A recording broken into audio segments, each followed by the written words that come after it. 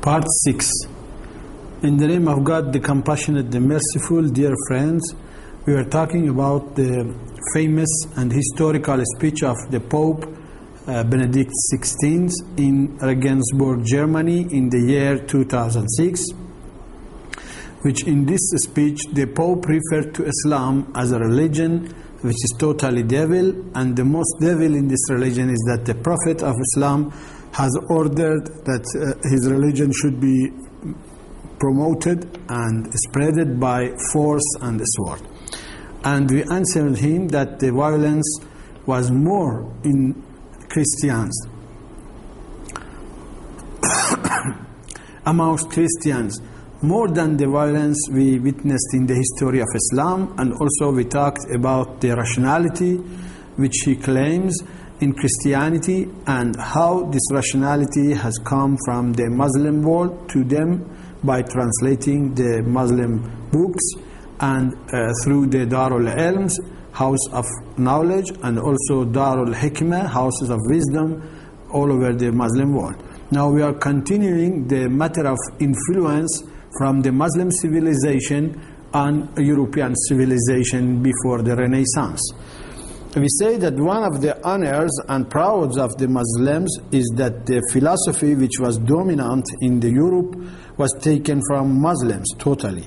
For example, philosophers like Ibn Bajjah and Ibn Tufayl and Ibn Rushd, they were famous in Europe, and they had influence upon the Italian thinkers up to the 16th century.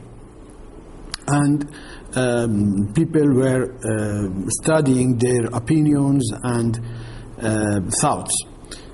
Following of the philosophy of Ibn Rushd, Averroes in the West was called Averroism as an idiom and expression which we find in the European philosophy.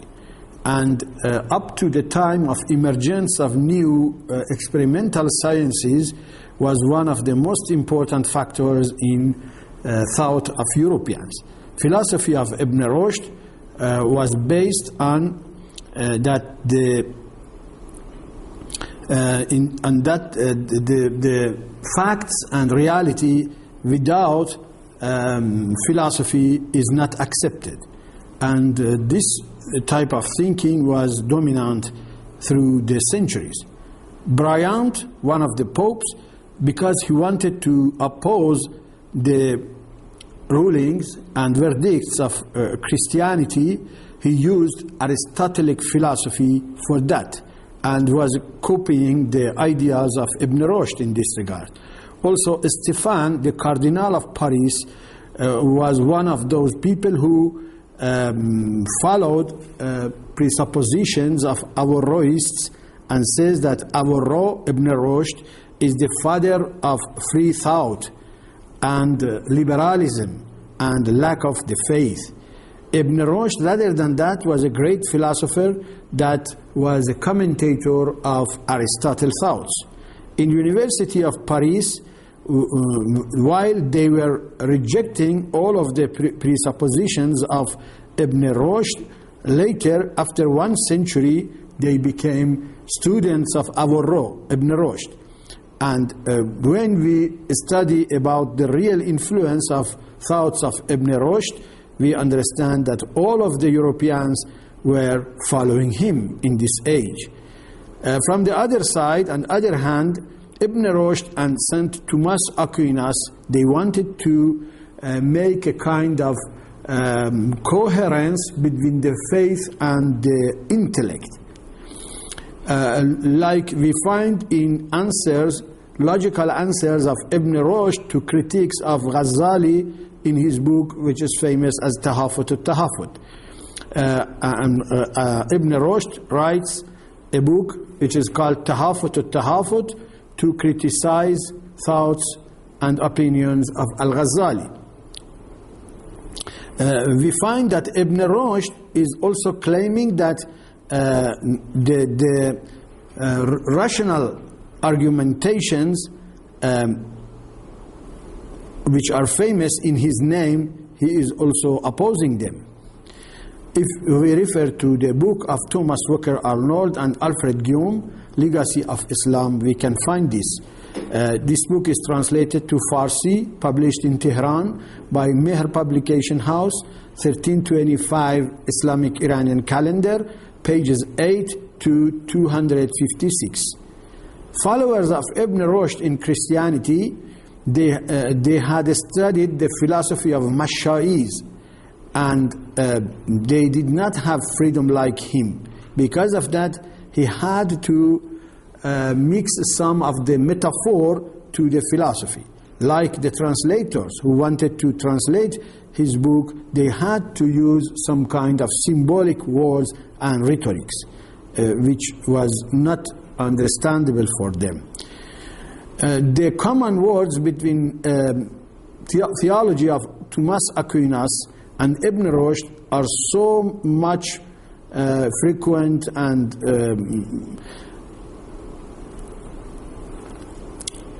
numerous, which we cannot call them accidental. And Ibn Rushd, most of all, was a commentator of Aristotle and a transformer of it to the culture and sciences of Christian Europe. Thomas Walker Arnold, page 9 to 256. Gustave Le Bon, History of Civilization of Islam and Arab, translated by Sayyid Hashim Hosseini, Tehran, Islamia Publishing House, 1347, pages 4 to 552. Also Sayyid Hussein Nasr, Science and Civilization in Islam, translated by Ahmad Aram, Ilm wa Tamaddun dar Islam, published in Tehran by Khwarazmi Publishing House, 1359, pages 9 to 48. From the year 614 Islamic calendar, equal to the year 1217 AD, all of the commentaries of Averroes were translated and put under disposal of universities in Europe by Michael Scott. And some of the thoughts of Ibn Rushd, which were copied by Maimonide, also was transformed to Europe by Thomas Aquinas, especially when he is talking about the dissutative works and ideas, dissutative questions, is referring to opinions of Ibn Rushd about the nature of divine epistemology. You can find it in the book of S.G. Webb Clement, History of Philosophy, published in London, 1905, page 120. Also Thomas Walker Arnold and Alfred Guillaume, Legacy of Islam, page 260. It is sure that Muslims were those who made the first flame of knowledge and cognition in Europe, and they have a great role in the theology of Europe. And some of the Muslim thinkers who brought new ideas to Europe, for sure, they have read the books of Ibn Rushd, Ghazali and others, and also books of Thomas Aquinas. You can look at the book of Dr. Abul Fazl Izzati, Nufuz Islam dar Europa dar Qurun Wusta, Influence of Islam in Europe in Middle Ages, published in Tehran by Dar al-Tabligh Islami, 1355, page 79. More than 4 centuries, civilization and culture of Islam was dominant in Europe and was upper than other thoughts and civilizations. When it was finished, then Europeans had became in the climax of development, and we find that influence of Islam has a great role in the civilization of Middle Ages, and it was more than the level that now we talk about. Thomas Walker Arnold and Alfred Guillaume, Legacy of Islam, page 2 up to 261. Ali Akbar Vilayati, پویایی فرهنگ و تمدن اسلام و ایران, published in Tehran by مرکز اسناد و خدمات پژوهشی, the Center for Documents and Services for Research, second edition, volume 2, pages 7 up to page 251. Also, a kind of lack of tolerance by Vatican towards other opinions and faiths and beliefs made the church to oppose culture of Islam and also to oppose the Jews. We can find a lot of massacres and genocides made amongst Jews and a lot of torture and a lot of exile for Jews. And this is a very good evidence of violence amongst Christians in the level that makes hatred towards Christianity amongst followers of other religions. Izzatullah al-Nuzari, Urupa dar Qurun Wusta. This is the reference. Published in Shiraz by Naveed Shiraz Publishing House. The year 1373, pages 299 up to the page 306. And also, in the modern age, when Vatican was an ally of Hitler and Mussolini in the Second World War, there is no fame and face for Vatican because of that.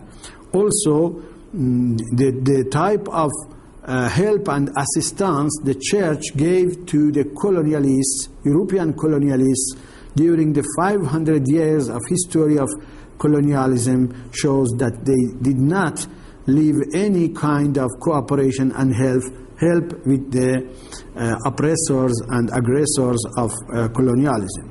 Especially in the 17th decade, in 12th century, when the former colonies of Portugal started to seek for independence, one of the newspapers in Iran showed 2 Portuguese soldiers in Portuguese colonies in the West Africa that they had cut a head of one black man from Europe and they were playing with it like a football,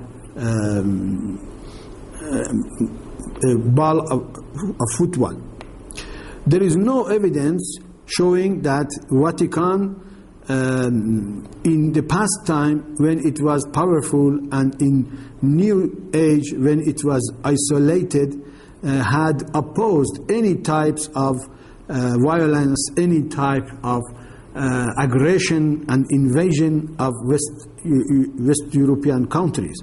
The last some symbol of that, the last sample of it is the genocide of Muslims in Yugoslavia, former Yugoslavia, by Serb people, which there was no reaction from Vatican towards it. Also, we find that in the Middle Age, the Inquisition courts in the age of power of the church were one of the symbols of violence from the church and Christianity against liberal thinkers and free thinkers, up to the level that they had sentenced Galileo because he had an independent opinion, and it is so clear and so scandal wide that there is no need to explain it. For instance, you can refer to the book of Colin A. Renan, History of Science, Tarikh Ilm, published by Cambridge, translated to Farsi by Hassan Afshar, Tehran, Nashr Markaz, Publishing House, 1366, pages 460, 461, 474, and 477. Rather than that, the only official and statesman who supported this speech of Pope was George Bush II, and said that Pope said the things, we agree with it, and we say the same. And he was the first person, George Bush, who talked about the dubious and doubtful incident of September 11th, 2001, and told this is a crusade against America. So all of them are evidences of violence amongst Westerners. Thank you very much for attendance and patience and listening. We hope, inshallah, to come back to talk with you again about issues like this. Assalamu alaikum wa rahmatullahi wa barakatuh.